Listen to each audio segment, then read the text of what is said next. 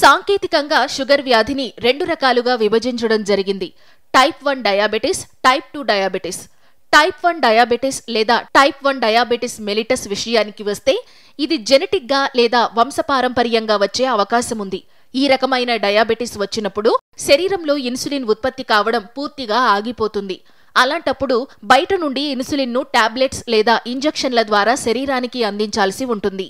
Type 2 diabetes లేదా type 2 diabetes mellitus ఈ రకమైన డయాబెటిస్లో కూడా శరీరంలో ఇన్సులిన్ కొరత ఏర్పడటం లేదా తగినంత స్థాయిలో ఉత్పత్తి కాకపోవడం లేదా ఇన్సులిన్ ఉత్పత్తి అయినా కూడా కణాలకు గ్లూకోజ్ అందకపోవడం వంటి పరిస్థితులు ఏర్పడుతూ ఉంటాయి.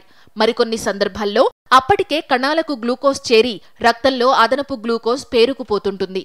కణాల్లో గ్లూకోజ్ స్థాయి తగ్గితే తప్ప రక్తంలో గ్లూకోజ్ స్థాయి తగ్గుముఖం పట్టదు.